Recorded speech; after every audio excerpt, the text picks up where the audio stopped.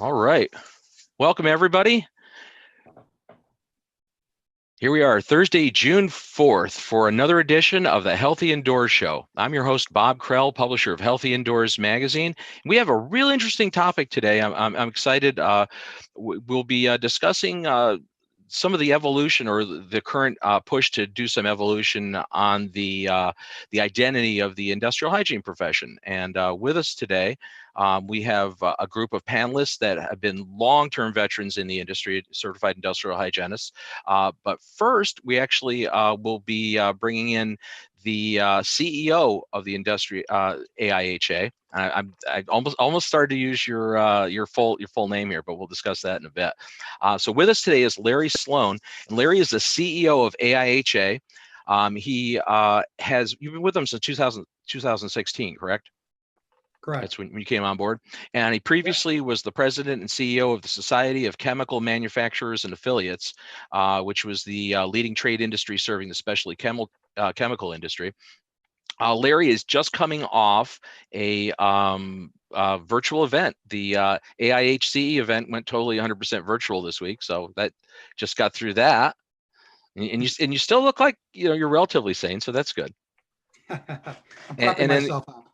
Excellent. And then, of course, with us again back in the co-pilot seat from Hayward Score, the healthy building scientist and chief provocateur, Joe Medosh. Welcome back, buddy. Greetings. Missed you last week. Missed you last. I know I did too. Right. You missed you last week. All right. So I missed everybody. I missed the there experience. you go. So I guess the big news here is AIHA on Monday, and I'm going to read the little blurb that we used. So on June 1st, the American Industrial Hygiene Association, AIHA, announced a rebranding and public awareness campaign with the unveiling of its new logo and tagline: "Healthier workspaces, a healthier world." So that's going to really be the crux of our discussion today. Is first of all, what prompted that, and what's the intent here? So, what I'd like to do, my first question for Larry is going to be, what are the new branding changes for AIHA, and what prompted the organization to implement those?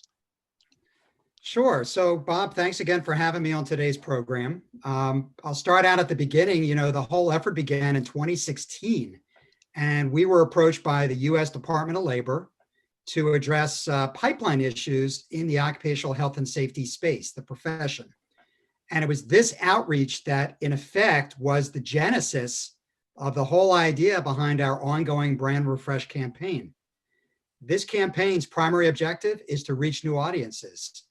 First audience is to entice students that are interested in STEM to consider industrial hygiene as a career choice. And then secondly, we want to educate non-technical audiences about the value that we provide society. So simply put, the whole brand refresh campaign is an awareness campaign, and it's designed to raise the visibility of our members as the experts in what is increasingly being referred to as occupational health and safety.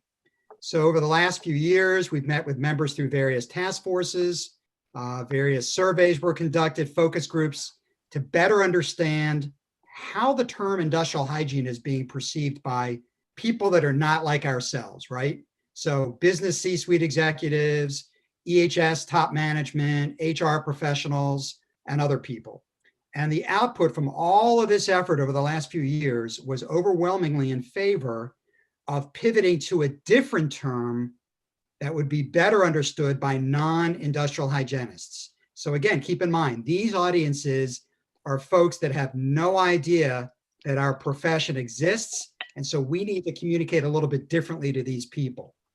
So one last comment on top of all of this, along comes COVID, and AIHA is ramping up its efforts to produce a series of documents to help educate non-IHs about things like PPE and N95s and what's an N95 versus another type of respirator, effective disinfection and cleaning of buildings that may have been closed for the last several months, and a whole bunch of other topics.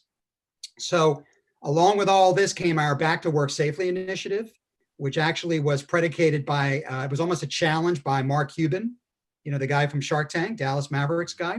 And he challenged us to say, you're all about workplace health.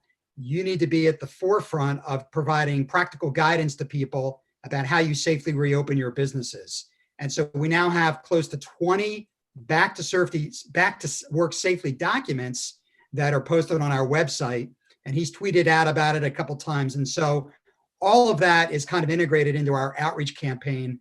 The COVID epidemic basically jump-started the whole thing. We were going to start along the lines of a very concerted campaign later this month, but COVID kind of caused us to jump-start it. So effectively, you actually then implemented this a little quicker than you had planned due to COVID. Exactly. Because That's the exactly. timing looked like it was very much tied together. Mm-hmm. So but it was in the works for, you're saying, like almost 4 years, right?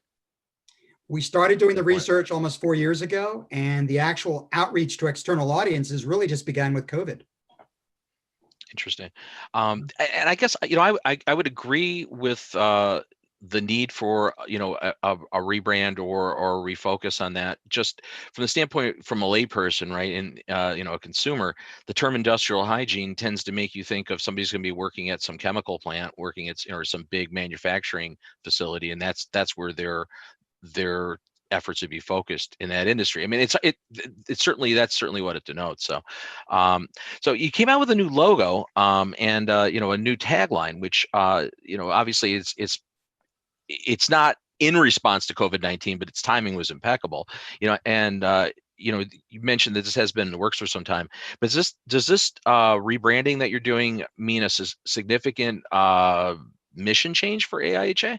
No, not at all. Not at all. And one of the things that I want to reiterate, and you'll hear this throughout the interview, is that we are still legally the American Industrial Hygiene Association.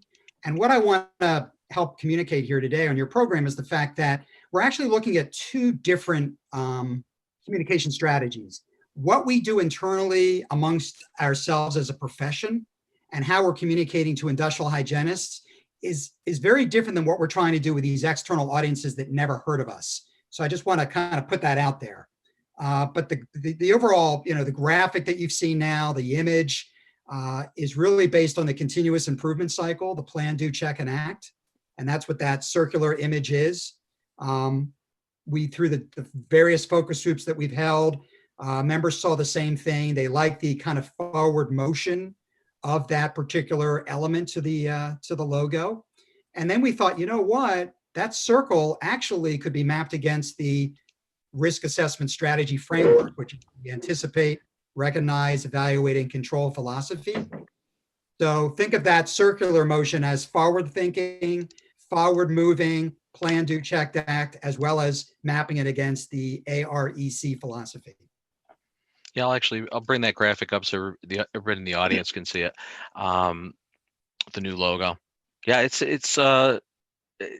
catchy. It definitely caught my attention immediately. I think it's not to say the old logo wasn't good, but this one seems to be reflective of what you're trying to state. Mm-hmm.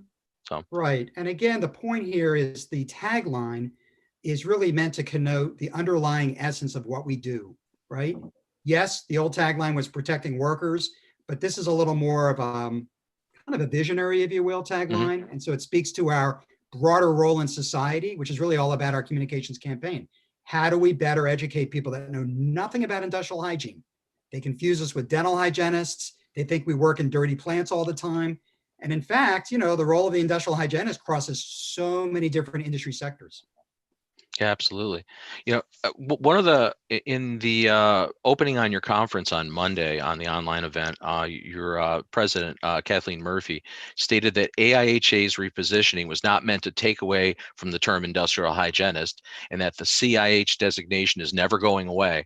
So, but doesn't the divergence from using the term industrial hygienist in the organization's rebrand effectively outdate the term a little bit and set the stage for a rebrand of the CIH designation in the future?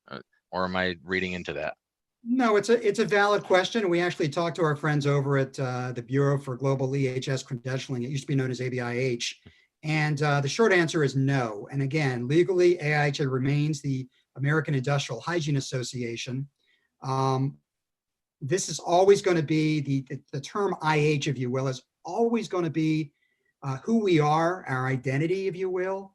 And it's going to be a key component of all of our internal facing communication strategies. You know, you may have heard about our IMIH campaign. And the IMIH campaign is something we rolled out a couple of years ago to our local sections around the country. So think about the CIH as, once you decide to become an industrial hygienist, right? You've earned your stripes and you want to then sit for the CIH credential, then the internal communications campaign kicks in. And the CIH is a well-branded credential. It's globally recognized. And again, the Board for Global EHS Credentialing has told us that they have no intention of changing the name. The outward-facing logo, if you will, with a new tagline, is really meant to help us illustrate what our value is to these audiences that are not like ourselves. Okay, makes total sense. So wait, looking, I have a question. Sorry, wait, I have a question. Jump right in. So do you guys have feel you might get associated with OSHA based on your new tagline? Because when I look at it, it seems like it's a, oh, you're OSHA. So I just wanted to address that now I'm sure you guys had that debate or had that feedback. So I was wondering if you could comment on it. You know, I think that OSHA is an entity unto itself. And I think, you know, those of us that know what AIHA is, we work very closely with OSHA. We work very closely with NIOSH, of course. And I think that we've been using the AIHA acronym for almost over a decade, quite frankly.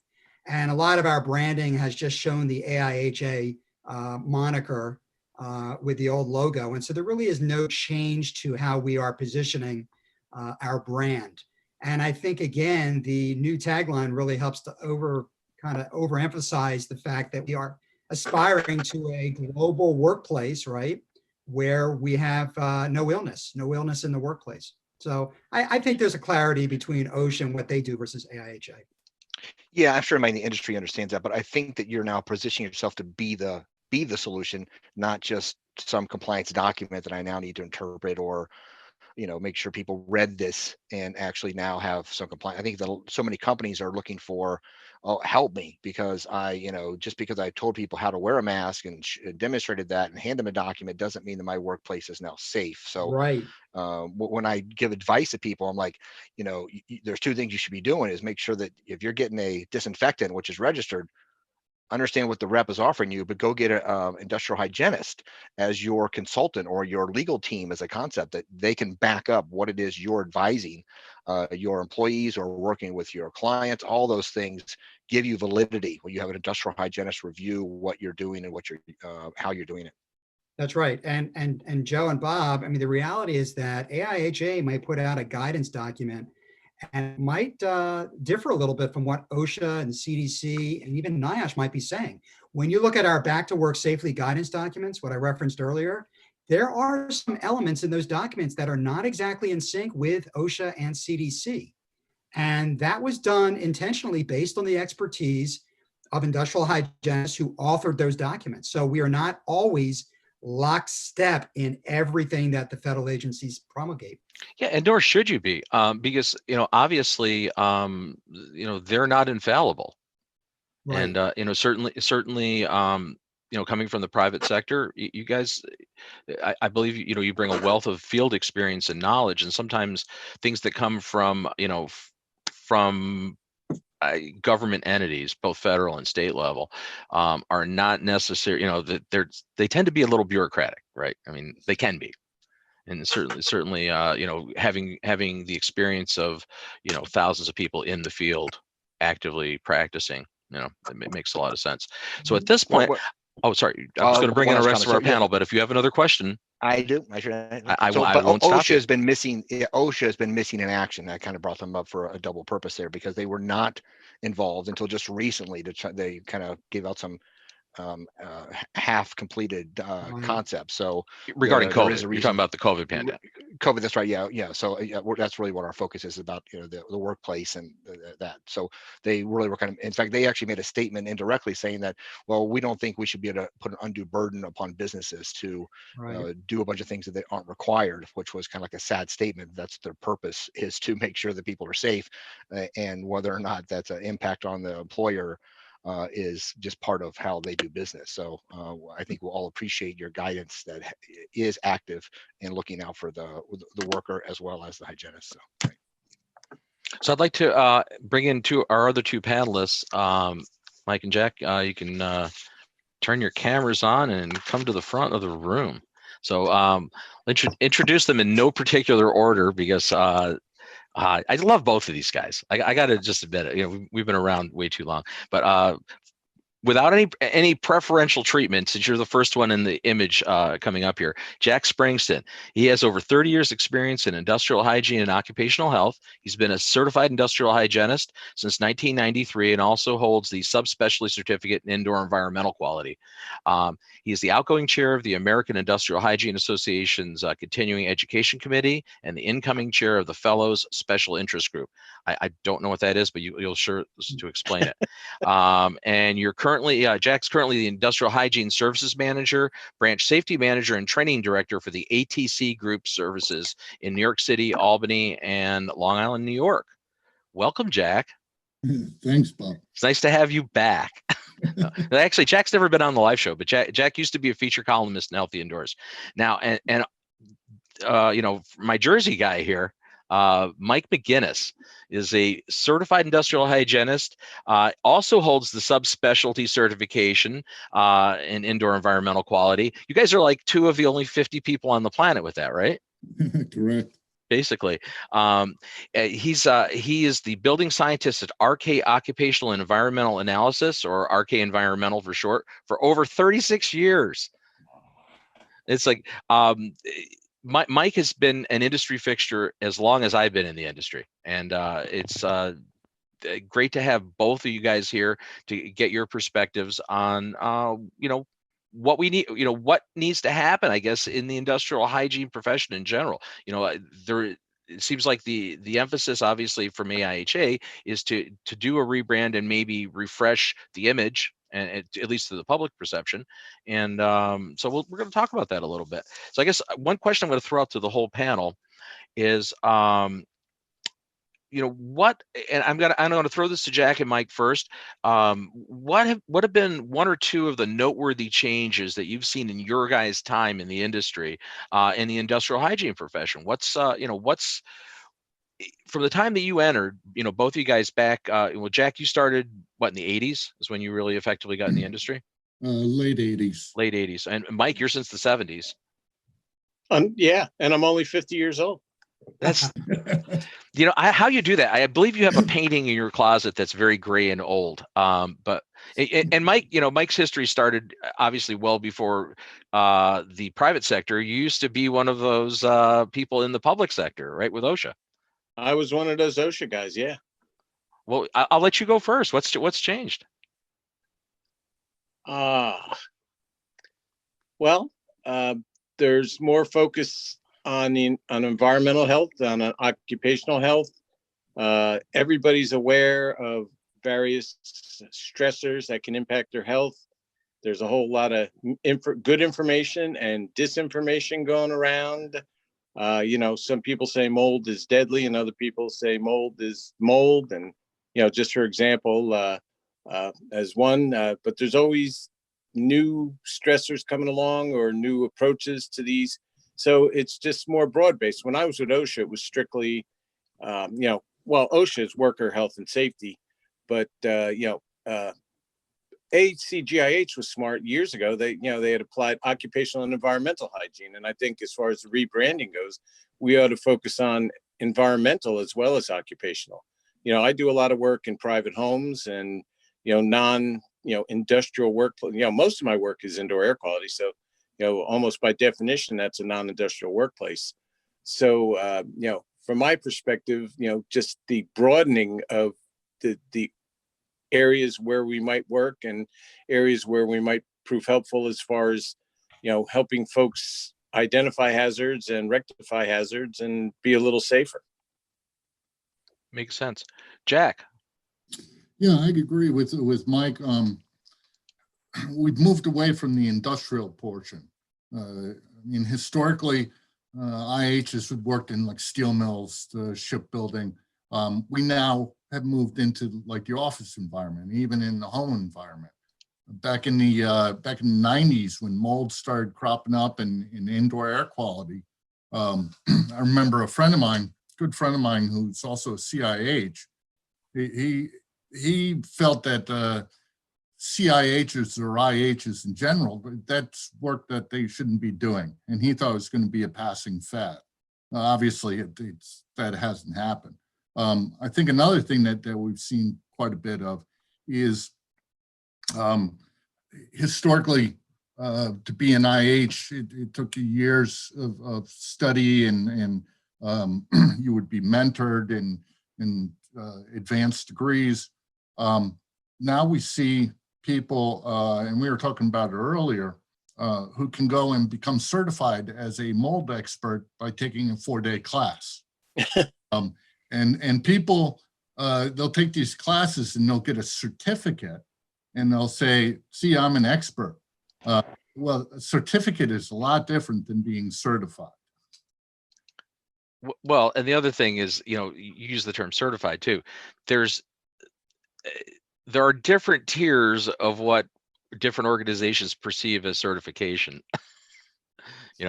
Obviously to sit and pass the exam to become a CIH is a very difficult thing. This is not a simple endeavor, and I would totally concur with you that a lot of these things that are out there in the marketplace are kind of comical, to say the least. So one of my pet peeves for probably 30 years now has been quote unquote certifications. I'm a member of the Institute for Credentialing Excellence, which defines what is a certification program and what is a certificate program. And sadly, most of the certifications that people say they hold are nothing more than certificate courses. What started me off on that years ago, there was a guy out of New Jersey Institute of Technology who offered for about $1,000 a course and then a certification. And if you passed everything and joined his association, you came out with a PhD, which he defined as all capitals. He defined it as professional hygiene diplomate. And it was guys running around in the colleges in Jersey saying, I'm a PhD. And it'd be like, well, that's a little disingenuous. And, it hasn't gotten any better. It's a whole cottage industry that certifies court reporters and stenographers and travel agents. And, the model is you form an association, you do a preliminary, a training course preliminary to your certification exam. You take a test that, if I had a pet monkey, could probably pass. And then you're out there running around as certified this or that. And in our industry, in the IEQ industry, there's plenty of bogus certifications out there. And these are the things Jack and I have to compete with. And, it's just the way it is. But, so our job is to educate the public. CIH is now a title protection. But there's a guy in Jersey that has a CCIH, and at the bottom of his reports, he has, this is no way associated with ABIH or AIHA, but it's just, it's not getting any better out there from what I could tell. So, thank you for letting me vent, but I'm back. No, and you should vent. That's why you're here. So Larry, so how does AIHA, differentiate, delineate, and protect its brand and and the value of these your credentials over other people's so-called credentials?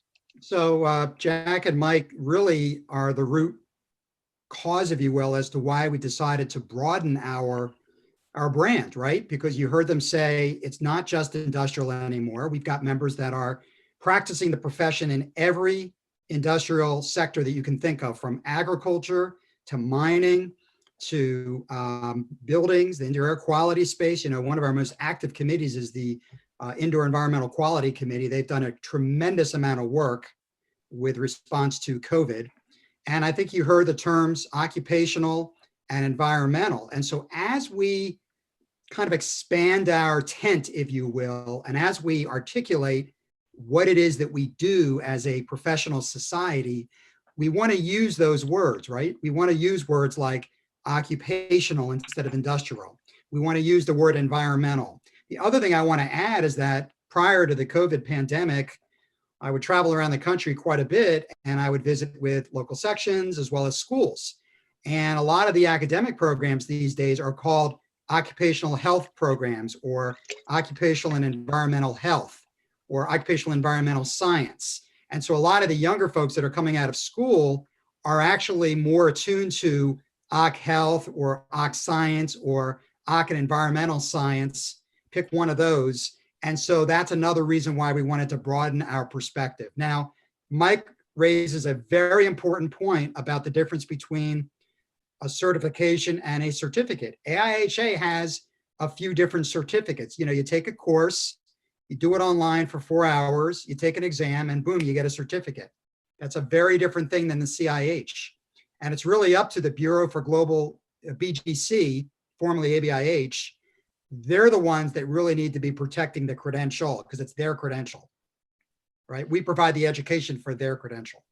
Well, and isn't that the case with professional accreditation and certifications, that there is actually a disconnect? There are there's a separate accrediting body and an organizational body. And I think the first flag is when an organization goes out, they're a membership organization that does education and does certifications all under the same hood. That's questionable. Yes, there's supposed to be a firewall between those that provide the education and those that administer the credential.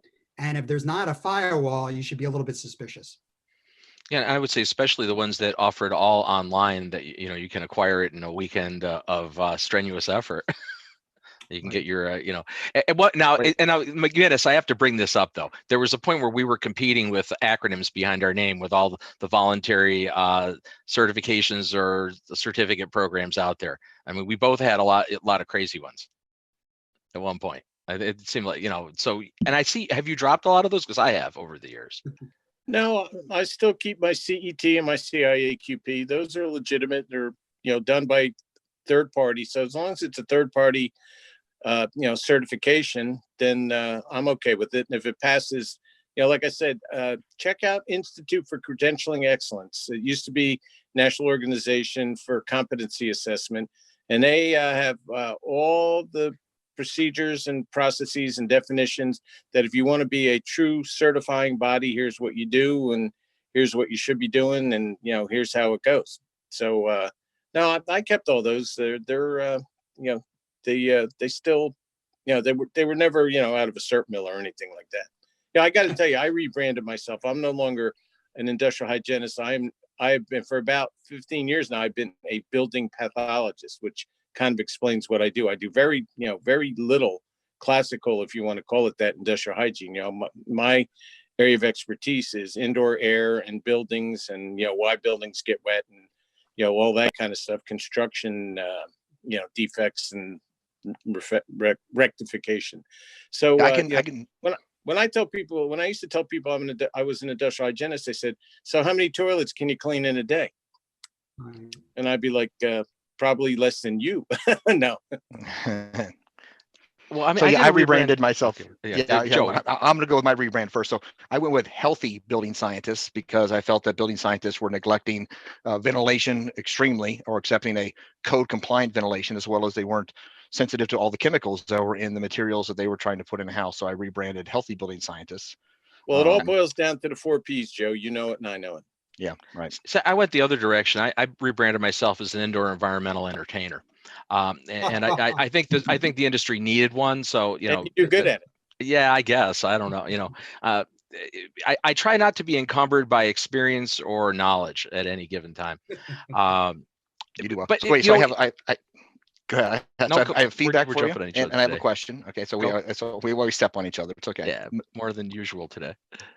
For a long time, and it still is, one of the most number one associate degrees, then becomes even more of a profession, is crime scene investigator. That when I was in Georgia, there you had to wait just to get into a college or the technical college to do this because it was so popular. This is like, okay, I can't wait. Yeah. So, but you guys are very similar. I think you guys need your own show to get a bunch of people that want to get involved, because it's very similar. You're going into this environment and you're evaluating this stuff. And I think that if you could appeal to that same generation, that this is an exciting profession, and you're going into this environment and trying to figure stuff out, would really make your own infomercial that's on that looks just like a crime scene investigator, maybe on YouTube or something. That would be very beneficial for you. So, yeah. Yeah, The secret to the world, the secret to the universe is merchandising. If you don't believe me, you can find out for yourself by watching Mel Brooks and Spaceballs. Yeah. But I do have a technical question for you, because we talked about certification. And my one frustration is that how do people stay recertified, and you confirm that they are involved in the industry enough that their knowledge has stayed the way it was when they first passed their test? Can you guys comment on how are you keeping people in the field knowing that, yes, their knowledge is as good as it was when they started? I can start, since we're providing a lot of the education that folks are using to recertify. So we just got finished with AIHCE, which is a multi-day event, and there's 5 tracks. There's dozens of sessions that folks can sit in on. And after the fact, there's an on-demand capability where you can watch the recordings and continue to earn your credits. And so I think from the standpoint of making sure that we're providing cutting edge education for people like Jack and Mike, we do our best to ensure that our programming is reflective of current trends in the industry. So whether it's AIHCE, webinars throughout the year, and also, Joe, just volunteering opportunities. You know, Jack is rolling off the chair of one committee. He's rolling on as the chair for the Fellows Special Interest Group. When you maintain your credential, it's not just the education that you sit through, it's also public service and volunteering in a committee capacity. So there's a lot of different ways that you can earn credits for your recertification. One thing, Don Weeks chimed in with a comment on the Q&A, which I'm remiss. Jack is also the vice chair of the ACGIH Bioaerosols Committee. So I think we need to acknowledge that. You're a multi-threat in the industry. I don't know how to say no.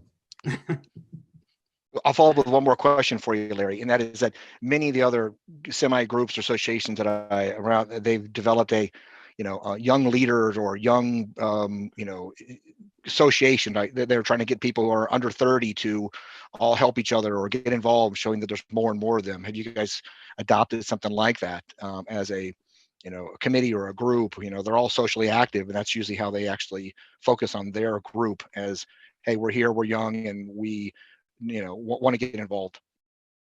Yeah, it's a really good point. One of my personal directives has been to help, grow the membership. We've got a lot of folks that are retiring, right? And some folks retire completely, and other people just step down their membership and they become an emeritus member, if you will. But my focus is really on, how do we fill the pipeline? And that's why I've been going out and talking to the young professionals and the students. And it's really one of my favorite things to do. I mean, I'll go to a classroom. I've even gone to an undergraduate classroom. I was out in Sacramento last year, and I spoke to an undergraduate Osha course, and there were, 15, 20 students in the room, and a lot of them were just studying general Osha, but 5 of them came up to me after my presentation and said, not because of you, Larry, but I just want you to know that I'm going to continue my studies and I'm going to concentrate in industrial hygiene in a graduate program. I was like, that's fantastic. So if we had the face-to-face conference, there would have been social activities for the younger folks to network with one another. Can't really do that with a virtual conference. And then one last thing is, Joe, we do have the Future Leaders Institute, which is a program that we hold every other year. Now, it was supposed to be this fall, but we're going to have to postpone it to next year. And that's a special invitation-only program where we bring 30 to 35 young professionals together for 3 days of leadership training. So it's a pretty cool event. And that's our way of grooming the next generation of IHs. I encourage you to go ahead and do something virtually, only because they are virtually minded now, and that's how they also will communicate in the future. So we're used to being there, touching people and getting close and shaking hands, but I think you should think twice about how they interact with their world and think about doing something, even if it's just a half day of getting them started or connected. So I encourage you to do something like that. Absolutely. Yeah, and I would chime in. We've been involved doing quite a few online events, via Healthy Indoors as a partnering media partner and actually a production company on that. And one of the things that we've been stressing in some of the upcoming events we're doing is we're going to do a lot more virtual engagement. And I do agree with Larry that it's difficult. You can't get that same tactile thing you'd have when Joe and Mike and I are all in a bar, but it's but you can't. I mean, you really can't. Well, you can virtually replicate that, but I mean, using things like Zoom meetings and and breaking people into groups where they can still interact, it's not quite the same, but there's value in that. And if you look at it from a carbon footprint and cost savings and stuff, maybe I think this is going to, this pandemic and this rush to the online virtual event space which I've been pushing that for like 6 years, but now, it really got accelerated in the last 3 months. I think you're going to see more acceptance of that going forward. Well, I'm going to especially give you a with the good younger group. example. So I did a session with Kevin Kennedy.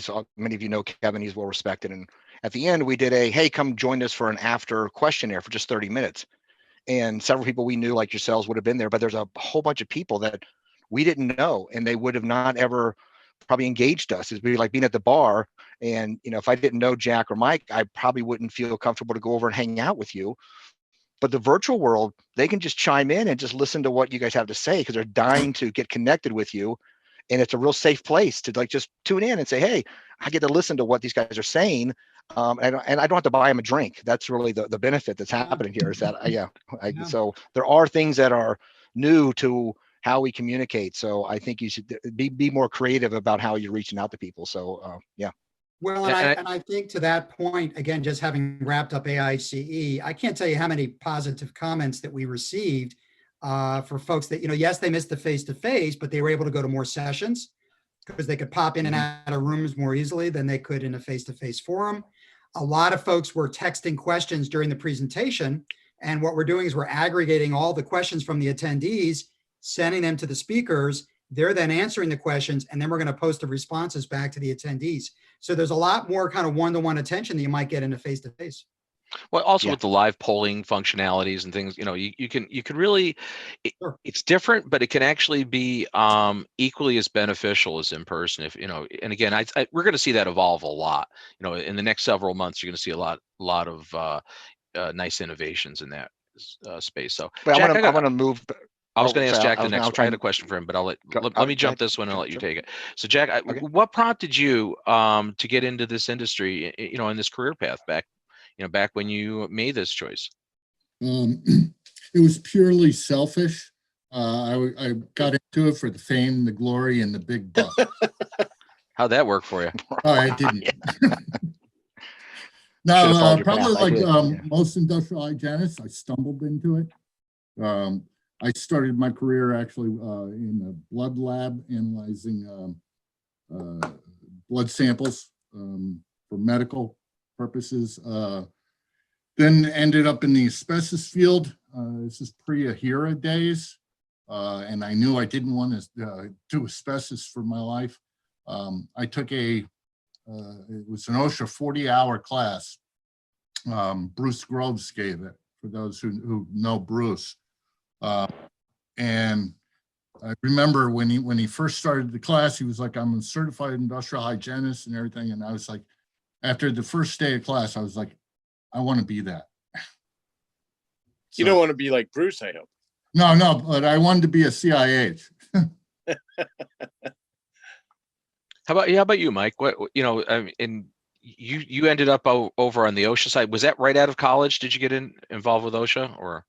No, I got out of college and I had a degree in science, and my dad worked for the Department of Labor and Industry in New Jersey. And he said, we're looking for these guys that go out to factories and do testing, and it requires a degree in science. Why don't you look into it? And I looked into it, and it looked, they hired me. So I'm like, that's for me. And then about 10 months later, the enabling legislation to allow folks in Jersey to do that ran out. And OSHA preempted everything and came in, and basically all us guys from the state of New Jersey just laterally transferred over from the state to the feds. I lost $1,500 a year in salary and had to work 5 more hours a week. So, but it was like, hey, it had a nice career track, and you rose up 2 GSA levels every year. So, and the rest is history. It's been all downhill ever since. So Larry, you came over from working with an organization in the chemical industry manufacturers. What got you attracted or interested in maybe making this career path jump to come over to AIHA? There's members like Jack and Mike. I mean, what else could I ask for, right?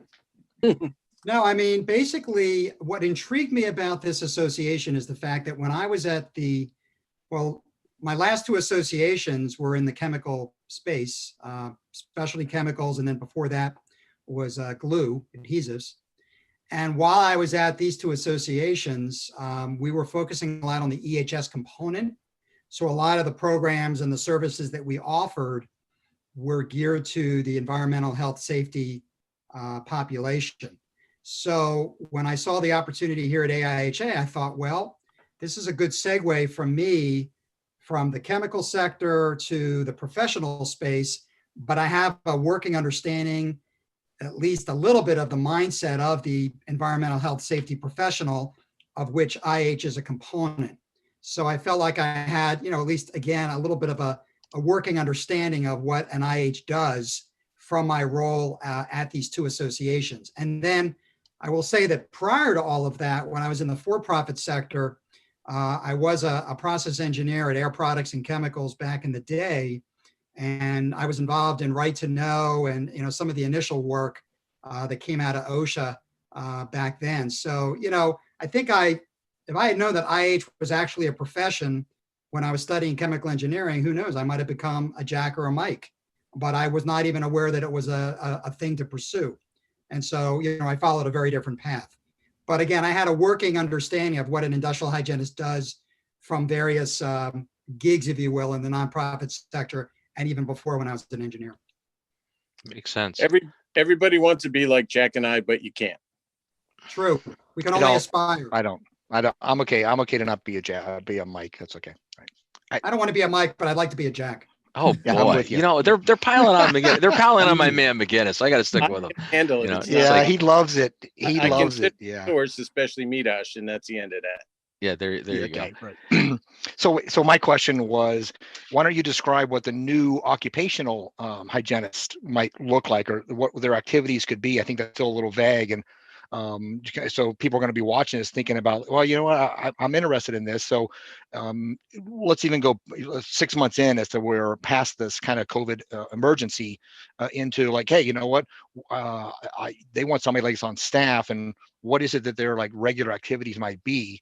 Because I still think people are a little vague as to what it is that would be a daily activity for somebody who wants to work with a corporation as an example.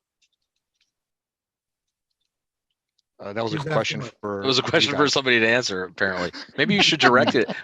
Jack, you haven't said an awful lot. I wasn't even paying attention, so I can't.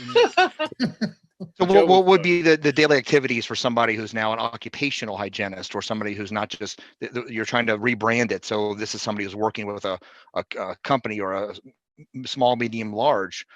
They want to figure out, how do I keep my workplace safe? So I think that's one of the new roles that you guys are trying to rebrand yourself as. So what are some of the things that they would be actually physically doing at that environment or with that company? Can you give some examples as to here's your daily activities? It's going to depend on what company you're working for. So I'm with ATC, we're a consulting firm.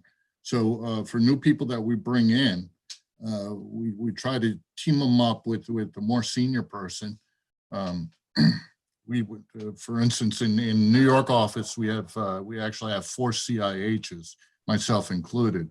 So try to team them up with at least one CIH or a senior manager.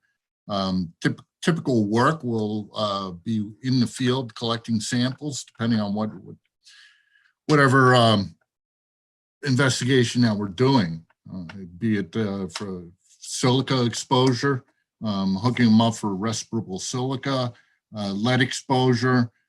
We do mold inspections. We do waste anesthetic gas exposure in hospital settings. Wide variety of different experience that they would actually get. So that's what somebody coming into the company would probably be looking at. We also do our own training, in-house training for asbestos, lead, hazmat, mold. So we put our new people through a number of classes such as that. Another class that we do, which is a requirement for anybody new coming in, is the Osha 10. I think at a minimum, people, anybody within this field should be taking the Osha 10 so that they can recognize at least the basics of some of the hazards that they're going to encounter when they're in the field. Great, thanks. Anybody else want to add to that? Yeah, I would just add that it's very broad. if it's chemical, physical, or biological in nature and it can harm somebody's health, we could anticipate what kind of exposures are there. We could measure the exposures. We could determine if there's a potential hazard or not. We can design controls and mechanisms to eliminate the hazard. So, everywhere on Earth, there's some sort of hazard somewhere that we probably know about or can measure or can determine if there's a hazard or not. So it's not just industrial, it's at home. What about lead paint in home, like Jack said, or what about just poor air quality? So if it, like I said, chemical, physical, or biological, we can measure it, test it, determine if there's an issue or not, and figure out how to make people safer. Got a question from the audience. Actually, so a young industrial hygienist. This is coming from Yusheng Desai, who is a CIH, and his question was, "What are the technical skills that that should be gained in the early stage in the IH or indoor air quality career that would be beneficial in the long run for those individuals?" You named off a bunch, I think, already. But I mean, are there anything in particular for somebody who's coming into the industry now, like what you guys have learned? You guys have learned through trial and fire, right? From decades of field experience. What would you recommend to somebody that's new? Maybe fresh out of college and a newcomer to this field? As far as general IH or indoor air specifically? Well, see, I guess this was worded. The IAQ component was in there, so and obviously that's of specific interest to most of our audience with Healthy Indoors. Well, you've got instrumentation, sampling with pumps, sampling with real-time instruments. A lot of our air sampling these days, which is great, use passive monitors for volatiles. I remember when I first started, we actually used to use impingers. Remember those, Mike?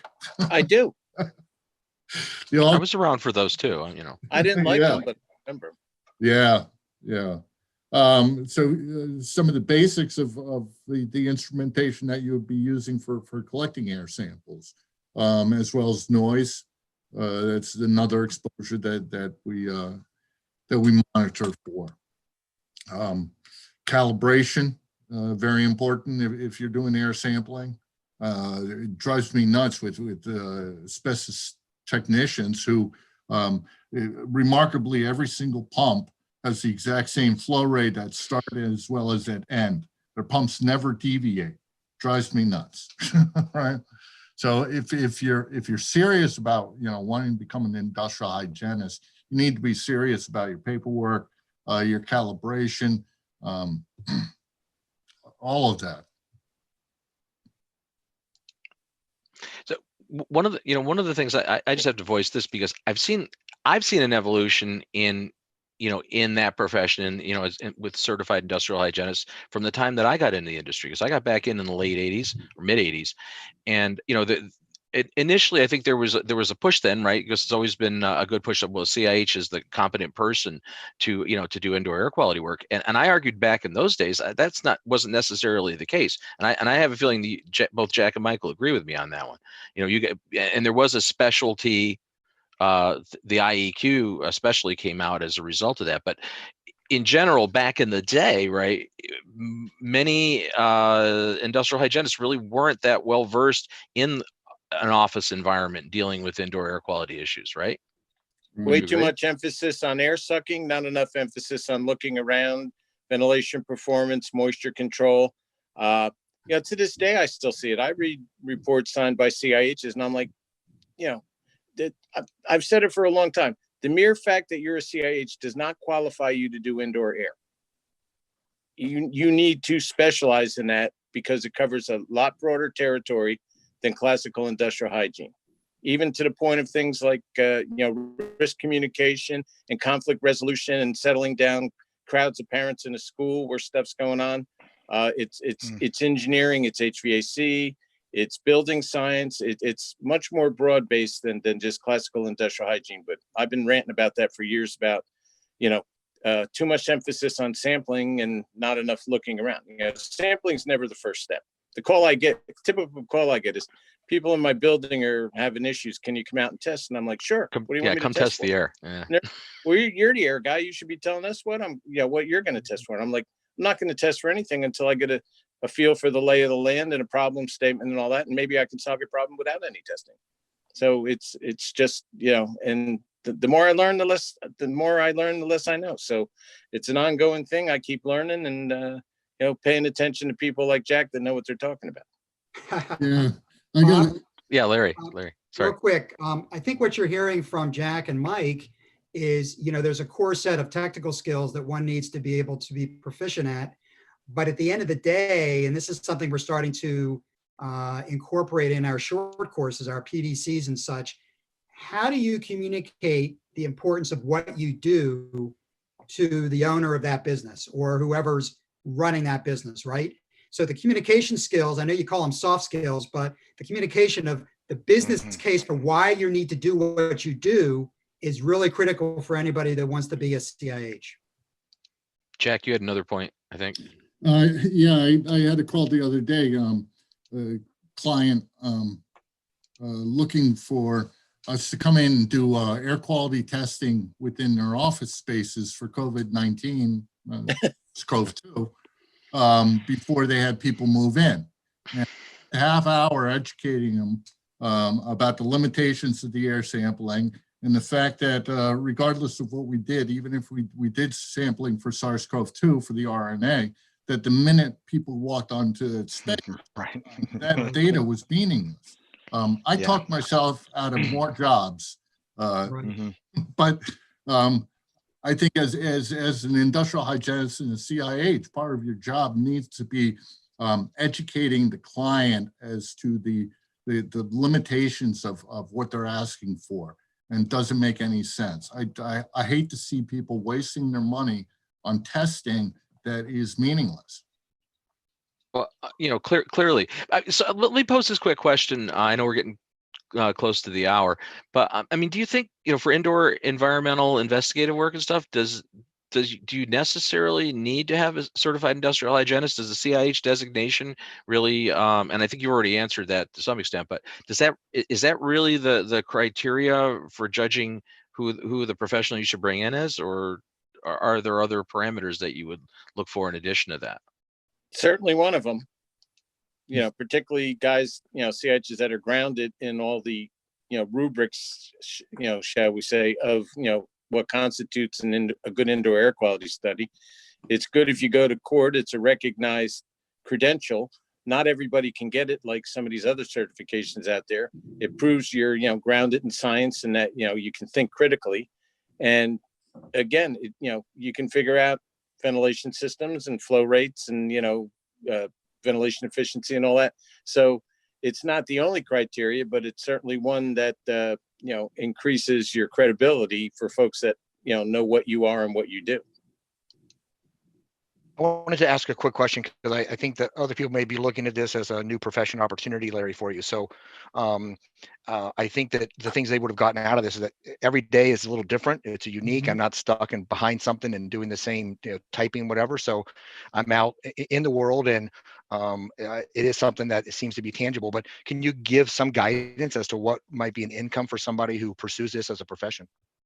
Yeah, AIHA launched its compensation salary last year. And so we found throughout the country that the average starting salary is in the range of $50,000 to $60,000, which is really pretty good money for somebody who's coming right out of school.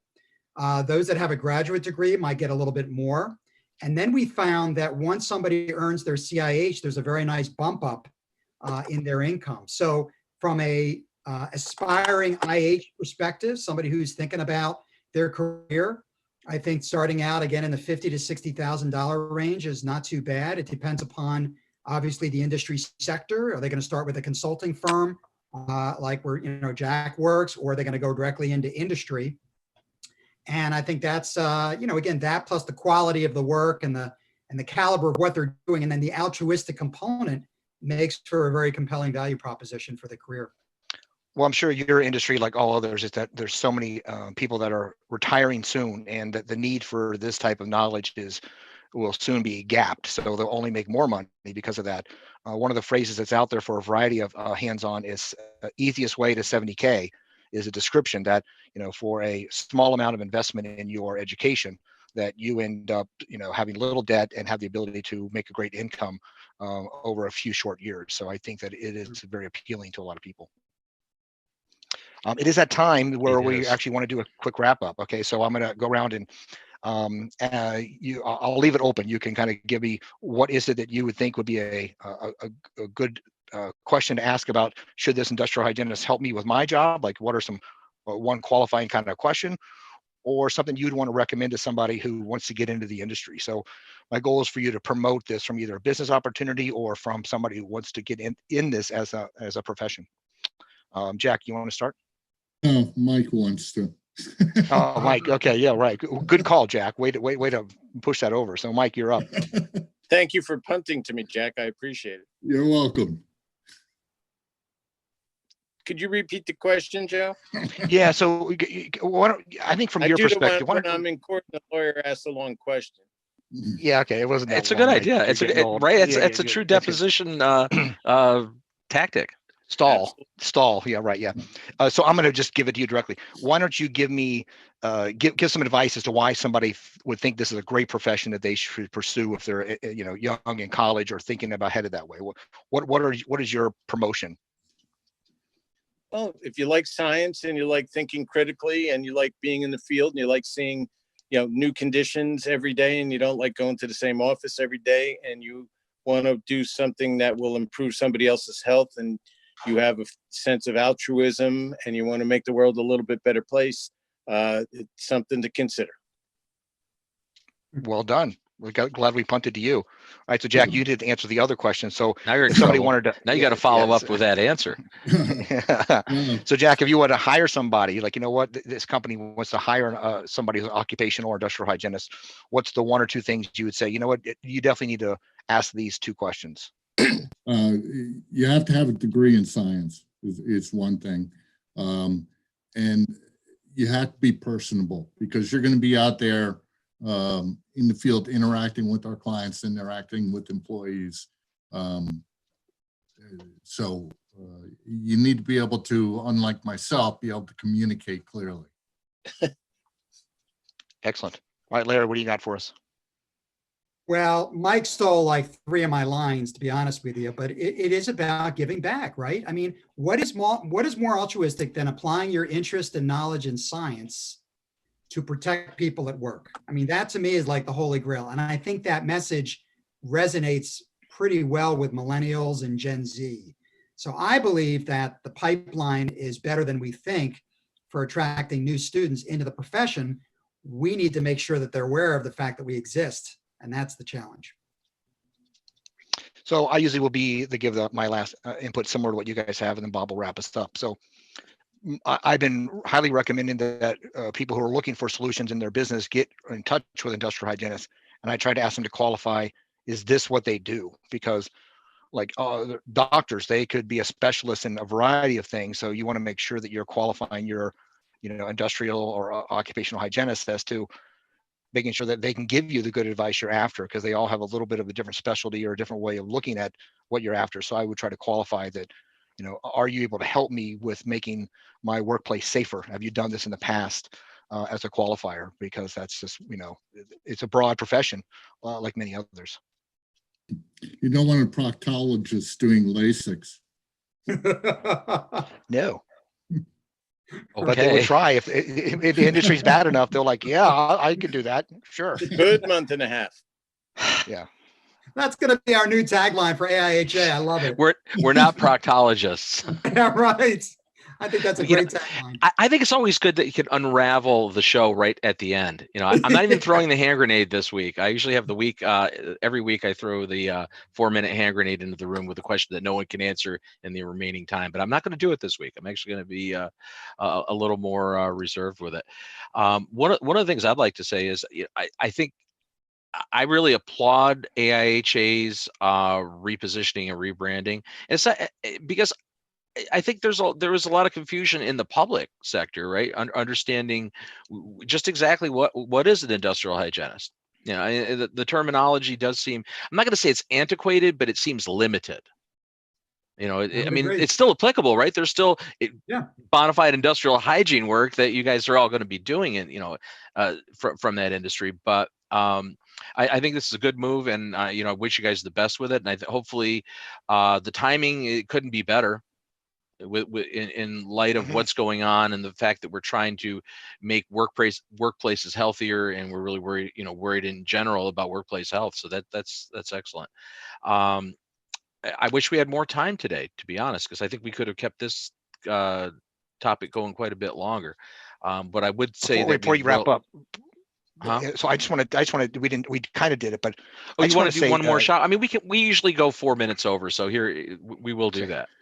No, I just want to say, Jack and Mike and you, Larry, but especially Jack and Mike, your dedication to this profession and this industry has been huge. You can't even imagine the amount of people that you've influenced and mentored directly and indirectly. So I have somebody who's learned a lot from Mike, good, bad, and indifferent, that I just want to say thank you, because you have inspired a lot of people to, appreciate what they do for others. So thank you.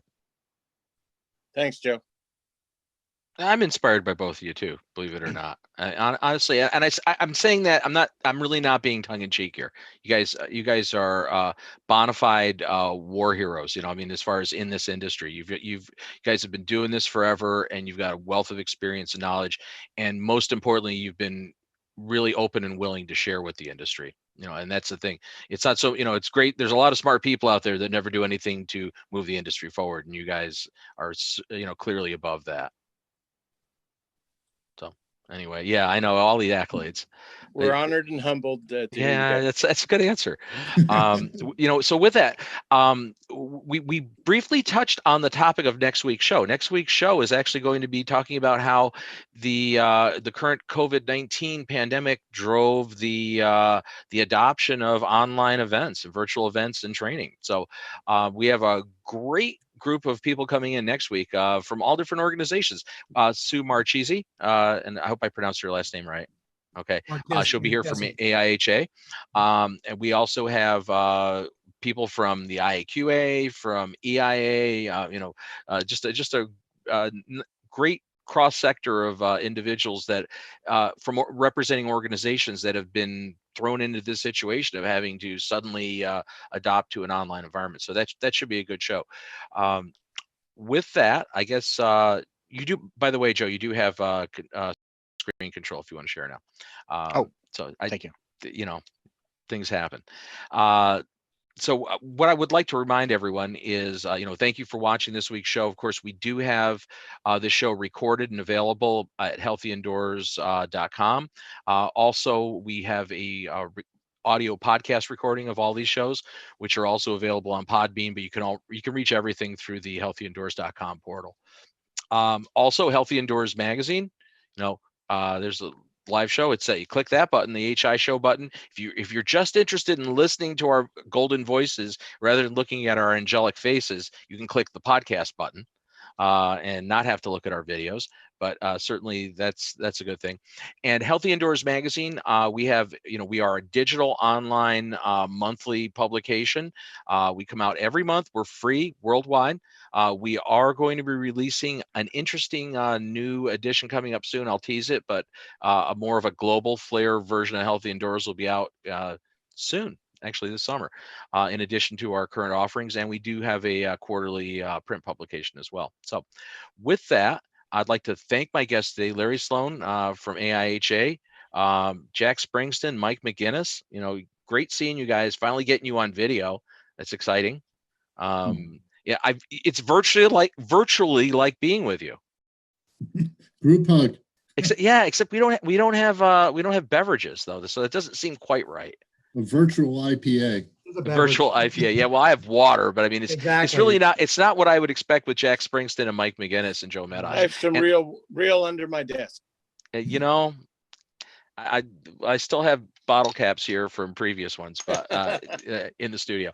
But anyway, thank you also very much for being on. Joe Metosh, obviously, he's here almost every week. He missed last week, but he's generally here. Joe again is with Hayward Score, and give us a quick plug for Hayward Score Tell us what it's about for those Yeah, of us so out there that don't know.